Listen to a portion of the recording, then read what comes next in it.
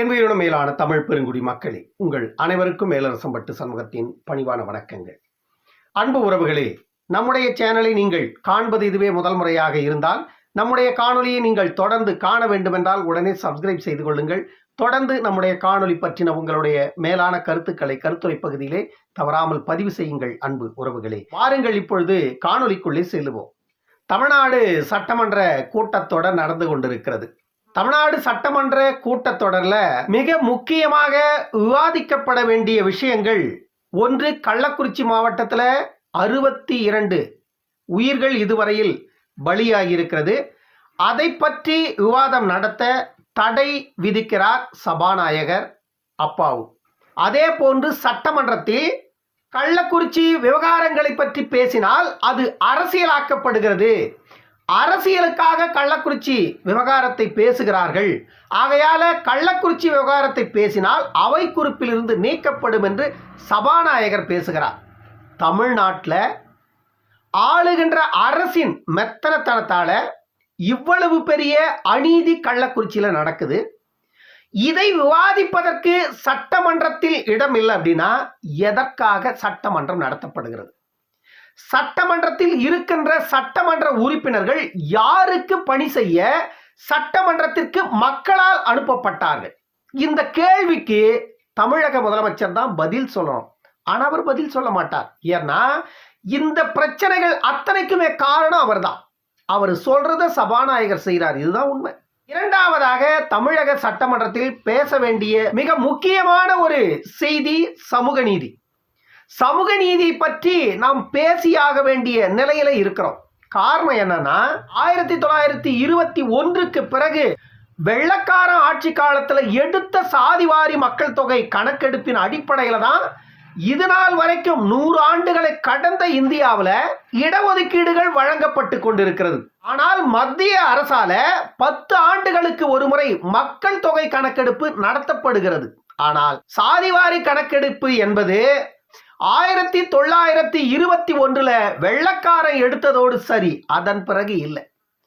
அவன் எடுத்து கொடுத்த சாதிவாரி கணக்கெடுப்புல தான் இன்னைக்கு வரைக்கும் இந்த இந்திய அரசு 50 ஆண்டுகளுக்கு மேல தமிழ்நாட்டை காங்கிரஸ் ஆட்சி செய்திருக்கிறது. இப்பொழுது 15 ஆண்டுகள் பிஜேபி ஆட்சி செய்து விட்டது. ஆனால் யாருமே இவர்கள் சாதிவாரி கணக்கெடுப்பை நடத்த முன்வரல. அது மத்திய அரசு. ஆனால் சாதிவாரி கணக்கெடுப்பை நடத்துவதற்கு மாநில அரசுக்கு அதிகாரம் இருக்கிறது. எல்லா மாநிலங்களிலேயும் மாநில முதலமைச்சர்களின் குரல் எப்படி இருக்கிறது? மாநில உரிமைகளை மத்திய அரசு பறித்துக் கொள்ளுகிறது. மாநிலத்திற்கான அதிகாரத்தை கொடுங்கள், மாநில உரிமையை தொடர்ந்து நீங்கள் அத்தனையும் எடுத்துக் கொள்ளாதீர்கள் என்ற மாநிலத்தில் உள்ள சமூக நீதியின் குரல் எழுந்து கொண்டே இருக்கிறது. எல்லா மாநிலங்களையும், தமிழ்நாட்டிலும் சொல்ல முடியாது, ஒட்டுமொத்த இந்தியாவிலேயும் மாநிலத்திற்கென்று ஒரு சுயாட்சி அந்தஸ்து வேண்டும் என்று அனைத்து மாநிலங்களும் கேட்கிறது. எல்லா மாநில முதல்வர்களுமே மாநில உரிமைகளை பறிக்காதீர்கள், எங்களுக்கு மாநிலத்தில் நாங்கள் எங்கள் பிரச்சனையை தீர்த்துக் கொள்வதற்கு எங்களுக்கான உரிமையை எங்களிடமே கொடுங்கள் என்று எல்லா முதல்வரும் தொடர்ந்து கேட்கிறோம், தொடர்ந்து மத்திய அரசுக்கு அழுத்தம் வைக்கிறோம். ஆனால் மாநிலத்திற்கு இருக்கின்ற உரிமையை இல்லை என்று சொல்லி ஏன் தட்டி கழிக்க வேண்டும்? சாதிவாரி கணக்கெடுப்பு எடுப்பதற்கான உரிமை மாநில அரசுக்கே இருக்கிறது. இதை நீதிமன்றம் ஏற்கனவே உறுதி செய்திருக்கிறது. பீகார்ல சாதிவாரி கணக்கெடுப்பு நடத்தி இருக்கிறார்கள், ஒடிசாவில் சாதிவாரி கணக்கெடுப்பு நடத்தி இருக்கிறார்கள், கர்நாடகாவில் சாதிவாரி கணக்கெடுப்பு நடத்தி இருக்கிறார்கள், தெலுங்கானாவில் சாதிவாரி கணக்கெடுப்பு நடத்தி இருக்கிறார்கள். இப்பொழுது ஆந்திர பிரதேசத்தில் சாதிவாரி கணக்கெடுப்பு நடத்துவதற்கு உத்தரவு பிறப்பிக்கப்பட்டிருக்கிறது. அதே போல ஜார்க்கண்டில் சாதிவாரி கணக்கெடுப்பு நடத்துவதற்கு உத்தரவு பிறப்பிக்கப்பட்டிருக்கிறது. இதுவெல்லாம் எந்த மாநில முதல்வர்கள் செய்கிறார்கள்? அந்தந்த மாநில முதல்வர்கள் அவர்களுக்கு இருக்கின்ற அதிகாரத்தை பயன்படுத்தி செய்கிறார்கள். தமிழ்நாட்டிற்கு அந்த அதிகாரம் இல்லை என்று யார் சொன்னது? இதைத்தான் மருத்துவர் ஐயா அவர்கள் நகைச்சுவையாக சொல்லியிருக்கிறார் தமிழக முதலமைச்சருக்கு. இப்படிப்பட்ட ஒரு கூறுகட்ட முதலமைச்சரை வைத்துக் கொண்டிருக்கின்ற தமிழ்நாடு விளங்குமா என்ற கேள்வியை மருத்துவர் ஐயா எழுப்புகிறார். ஏற்கனவே சாதிவாரி கணக்கெடுப்பை நடத்திய பீகார் முதலமைச்சர் நிதிஷ்குமார் உட்பட இப்பொழுது சாதிவாரி கணக்கெடுப்பு நடத்துவதற்கு உத்தரவு போட்டிருக்கின்ற முதலமைச்சர்கள் எல்லாம் சமூக அநீதி எப்படி இழைப்பது என்று இவரிடம் பாடம் எடுத்துக் கொள்ளுங்கள் என்று மருத்துவர் ஐயா அவர்கள் நேற்று ஒரு பதிவிட்டு இருக்கிறார். இதுவெல்லாம் எவ்வளவு பெரிய வெட்கக்கேடான செயல். ஒரு தமிழக முதலமைச்சர் உங்களுக்கு இருக்கின்ற அதிகாரத்தை பயன்படுத்தி நீங்கள் சாதிவாரி மக்கள் தொகை கணக்கெடுப்பு நடத்துவதற்கு ஆணையிடவில்லை. அது ஒரு பக்கம் இருந்தாலும் இருக்கின்ற அதிகாரம், மாநில அரசுக்கு இருக்கின்ற அதிகாரத்தை இல்லை என்று சொல்லுவது எப்படி ஏற்புடையதாகும்? அப்படி என்றால் இருக்கின்ற அதிகாரத்தை நீங்களே மத்திய அரசுக்கு கொடுத்து விடுவது போன்றதுதானே இது. இப்படி மாநிலத்திற்கு இருக்கின்ற எல்லா அதிகாரங்களையும் நீங்களே விட்டு கொடுத்துட்டு அதன் பிறகு மத்திய அரசு எங்களை செய்ய விடல, சாதிவாரி கணக்கெடுப்ப மத்திய அரசு தான் நடத்தணும், மாநில அரசுக்கு அதிகாரம் இல்லை அப்படின்னு நீங்களே தண்டோரா போடுவது, நாடகம் நடிப்பது எதை காட்டுகிறது? வன்னியர்களுக்கு இடஒதுக்கீடு கொடுக்க முடியாது என்று சொல்லாமல் சொல்லுவதை காட்டுகிறது. வன்னியர்கள் புரிந்து கொள்ளணும். தமிழ்நாட்டில் சாதிவாரி கணக்கெடுப்பு நடத்துவதற்கு மத்திய அரசை நிர்பந்திக்கிறோம் என்று தமிழக முதலமைச்சர் தமிழக சட்டமன்றத்தில் ஒரு தீர்மானத்தை நிறைவேற்றி இருக்கிறார்கள். ஏற்கனவே நடத்தி இருக்க வேண்டிய மக்கள் தொகை கணக்கெடுப்பு இன்னும் நடத்தாமல் இருக்கிறது இந்தியாவில். இந்த மக்கள் தொகை கணக்கெடுப்பு நடத்தும் பொழுது அதனுடன் சேர்த்து சாதிவாரி கணக்கெடுப்பையும் நடத்த வேண்டும் என்ற கோரிக்கையை முன்னிறுத்தி தமிழக சட்டமன்றத்தில் ஒரு தீர்மானத்தை நிறைவேற்றி இருக்கிறார்கள் நேற்று.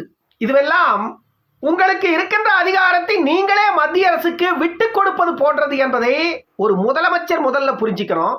முதலமைச்சருக்காக டேபிளை தட்ட எடுபடிகளும் தெரிஞ்சுக்கணும். ஏன்னா உங்களுக்கு வேலையே சட்டமன்றத்தில் எடுபடி வேலை தான். திமுகவின் கூட்டணி கட்சிகளாக இருக்கின்ற எல்லோருக்கும் முதலமைச்சர் கொடுத்திருக்கிற வேலை எடுபடி வேலை. அந்த எடுபடி வேலையை ஒழுங்கா சட்டமன்றத்தில் செய்யறீங்க மு.க. ஸ்டாலினுக்கு. ஏன்னா அவரு தான் உங்களுக்கு 4 சீட்டு கொடுத்தது, 2 சீட்டு கொடுத்தது, 1 சீட்டு கொடுத்தது, அரை சீட்டு கொடுத்தது, எல்லாத்தையும் கொடுத்தது அவர் தான். அதனால அவர் கொடுத்த வேலையை நீங்க செய்யறதுக்கு கரெக்டா இருக்கிறீங்க சட்டமன்றத்தில். ஆனா உங்களுக்கு ஓட்டு போட்டது மக்கள். அந்த மக்களுக்கு சேவையாற்றுவதற்காகத்தான் நீங்க சட்டமன்றத்துக்கு போனீங்க. உங்களுக்கு அதிகாரத்தை கொடுத்தது முதல்வராக இருந்தால் கூட முதல்வருக்கு தண்டோரா போட்டுக் கொண்டிருந்தால் நாளை மக்கள் உங்களை தண்டித்து விடுவார்கள். நாளைக்கு நீங்க திரும்ப 5 ஆண்டுகள் முடிந்து மக்கள் கிட்ட தான் போய் ஐயா சாமி எங்களுக்கு உங்க ஓட்டை போடுங்கன்னு கேட்டாகணும். அன்னைக்கு ஓட்டை தலைமையில போட்டாங்கன்னா அன்னைக்கு தான் தெரியும் உங்களுக்கு போடுவாங்க. 2026 தலைமையில ஓட்டு போடுவாங்க. அதற்கான கால நேரத்தை மக்கள் எதிர்பார்த்து காத்திருக்கிறார்கள். அதற்கு முன்னுதாரணமாக விக்கிரவாண்டியின் முடிவுகள் வெளிவரும். 2026 சட்டமன்ற தேர்தலுக்கு இன்னும் 5 ஆண்டுகள் இல்லை, இன்னும் 2 ஆண்டுகளுக்கு குறைவாகவே இருக்கிறது. தமிழக சட்டமன்றத்தில் முன்னாள் பிற்படுத்தப்பட்ட நலத்துறை அமைச்சராக இருந்த சிவசங்கர் அவர்கள் வன்னியர்களுக்கான 10.5 விழுக்காடு இடஒதுக்கீடை பற்றி ஒரு விளக்கத்தை கொடுத்தார். அந்த விளக்கம் தான் அவ்வளவு பெரிய நகைப்புக்குரியதாக இருக்கிறது. உன்னையெல்லாம் வந்துட்டு பிற்படுத்தப்பட்ட நலத்துறைக்கு அமைச்சரா மு.க. ஸ்டாலின் அவர்கள் முதல்ல போட்டது எதுக்குன்னு இப்பதான் தெரியுது. ஏன்னா ஜால்ரா நல்லா போடுவ, அதனால உங்க சாதிக்கு என்ன அறியாம எந்த வேலையும் நீ செய்ய மாட்ட, உங்க சாதிக்காரனா இருந்தா கூட என்ன மீறி நீ எதையும் செஞ்சிட மாட்ட அப்படின்னு சொல்லிதான் சிவசங்கரை வந்துட்டு பிற்படுத்தப்பட்ட நலத்துறைக்கு அமைச்சரா கொஞ்ச நாள் வச்சிருந்தாங்க. ஆனா அதன் பிறகு இப்பொழுது பிற்படுத்தப்பட்ட நலத்துறை அமைச்சராக இன்னொரு பிற்படுத்தப்பட்ட சமூகத்தை சார்ந்தவருக்கே அந்த அமைச்சர் பதவியை கொடுத்து அவர் மூலமாகவே பிற்படுத்தப்பட்ட சமூகத்திற்கு அநீதியை இழைத்துக் கொண்டிருக்கிறார் மு.க. ஸ்டாலின். எப்பொழுதுமே மு.க. ஸ்டாலின் வந்துட்டு அவங்க விரலையே எடுத்து அவங்க கண்ணையே குத்துறத இவர் வாடிக்கையா வச்சிட்டு இருக்கிறாரு. இது திமுகவினுடைய பரம்பரை புத்தி. இது இவருடைய புத்தி இல்ல, இது திமுகவினுடைய பரம்பரை புத்தி. அதை இப்பொழுதும் கடைபிடிக்கிறார்கள். இப்பொழுது சிவசங்கர் வந்துட்டு என்ன சொல்றாருன்னா, எம்பிசி பிரிவில் 20 விழுக்காடு இடஒதுக்கீடு இருக்குது. அந்த 20 விழுக்காடு இடஒதுக்கீட்டுல தமிழ்நாட்டில் வட மாவட்டங்கள்ல வன்னியர் மக்கள் வந்துட்டு 100 பேருக்கு கல்வியில இடம் கிடைக்குதுன்னா வன்னியர்களுக்கு 20 பேருக்கு கிடைக்கும். ஆனா அதை 10.5 சுருக்கி வன்னியர் மக்களுக்கு இழப்பை ஏற்படுத்திடாதீங்க அப்படின்னு ஒரு பெரிய அறிவியல் கண்டுபிடிப்ப சிவசங்கர் சட்டமன்றத்துல மு.க. ஸ்டாலினுக்கு ஜால்ரா தட்டுறார். இவ்வளோ பெரிய அறிவியல் கண்டுபிடிப்ப மருத்துவர் ஐயா அவர்கள் 45 ஆண்டு காலமாக இந்த சமூக நீதியை கற்றதுல இந்த விஷயம் அவருக்கே தெரியாம போயிருக்கு. இத்தனை ஆண்டு காலமா 20 விழுக்காட்டுல 108 சாதிகளை கொண்டு போய் சேர்த்தது கருணாநிதி. இப்ப 100 பேருக்கு வேலை கொடுக்குறீங்க, அதுல 20 பேர் வன்னியர்களுக்கே கொடுத்ததாக டேட்டா இருக்கா? அப்படி டேட்டா இருந்தா அதை கொடுங்க அப்படின்னு சொல்லிட்டு 15 ஆண்டுகளா ஆண்ட கட்சி, இப்ப ஆண்டு கொண்டு இருக்கின்ற கட்சி, எல்லா கட்சியின் முதல்வர்கிட்டையும் மருத்துவர் ஐயா கேட்டாரு. அன்றைக்கெல்லாம் இந்த அரசு ஏன் அந்த வெள்ளை அறிக்கையை கொடுங்கன்னு சொல்லி கேட்டபோது கொடுக்க மறுக்குது. உண்மை தெரிஞ்சிருமா? வன்னியர்களை எவ்வளவு பேர் ஏமாத்தி வன்னியரை குனிய வச்சு அவங்க முது மேல ஏறி பயணம் செஞ்சிருக்கீங்கன்றது எல்லாருக்கும் தெரிஞ்சிருமா? அதனாலதான் வெள்ளை அறிக்கை கொடுக்க எல்லா முதலமைச்சர்களும் தயங்குறாங்களா? இந்த 20 விழுக்காடு இடஒதுக்கீட்டுல 108 சமூகங்களும் எந்த அளவிற்கு சூறையாடி இருக்கிறீங்க இந்த இடஒதுக்கீட்டு அப்படின்னு அந்த வெள்ளை அறிக்கை கொடுத்தா தெரிஞ்சிடும். அதனால யாரும் கொடுக்கறது இல்லை. இவ்வளவு வக்கணையா பேசுற இந்த சிவசங்கர் அதுக்கு ஏற்பாடு பண்ணுங்க. முதல்ல உங்க முதலமைச்சர் கிட்ட சொல்லி அந்த டேட்டாவை எடுத்து கொடுத்துருங்க. எங்களுக்கு எல்லாருக்கும் தெரிஞ்சிடும். தமிழ்நாட்டில் 100 பேர் சேர்க்கை இருந்தா அந்த இடத்துல வன்னியர்கள் 20 பேர் உள்ள போயிருக்காங்களா அல்லது 108 சமூகங்கள் அந்த 20 விழுக்காட சூறையாடி இருக்குதான்னு தெரிஞ்சிடும். இதையெல்லாம் மு.க. ஸ்டாலின் கொடுக்க முன் வருவாரா? அடுத்து வட மாவட்டங்கள்ல மட்டும்தான் வன்னியர்கள் இருக்கிறாங்க, தென் மாவட்டங்கள்ல வன்னியர்கள் இல்ல. அப்ப வட மாவட்டங்கள்ல வன்னியர்கள் மட்டும்தான் இருக்கிறாங்க, தென் மாவட்டங்கள்ல பிற சமூகத்தோர் மட்டும்தான் இருக்கிறாங்க, வன்னியரே இல்லை. இது ஒரு மாநிலம். இந்த மாநிலத்தை சேர்ந்தவன் இங்க இருந்து அமெரிக்காவில் போய் படிக்கிறான், ஆஸ்திரேலியாவில் போய் படிக்கிறான், நியூசிலாந்துல போய் படிக்கிறான், நியூயார்க்ல போய் படிக்கிறான். அவ்வளோ தூரம் போய் படிக்கிற ஒருத்தன் வேலூர் மாவட்டத்தில் இருக்கிறவன் கன்னியாகுமரி மாவட்டத்தில் அவனுக்கு படிக்கிறதுக்கு இடம் கிடைச்சா போய் படிக்கவே மாட்டானா? எனக்கு அவ்வளோ தூரம் போய் படிக்கிற படிப்பு எனக்கு வேண்டவே வேண்டாம், நான் பண்ணியே மேய்க்கிறேன் அப்படின்னு சொல்லிடுவானா? இந்த அடிப்படை கூட உனக்கு தெரியலனா நீ அமைச்சரா இருக்கிறதுக்கே தகுதி இல்லை. மருத்துவர் அன்புமணி ராமதாஸ் அவர்களை விவாதத்துக்கு வேற அழைச்சிருக்கீங்க. அன்புமணி ராமதாஸ் அவர்களை விவாதத்துக்கு அழைச்சிருக்கீங்க. எதுக்கு? உன்னுடைய கையால் ஆகாத தனம் எவ்வளவு இருக்குது அப்படின்னு தமிழ்நாடு தெரிஞ்சுக்கிட்ட அப்படின்னு தானே மருத்துவர் அன்புமணி ராமதாஸ் அவர்கள் பகிரங்கமா நேற்று அறிவிப்பு வெளியிட்டார்.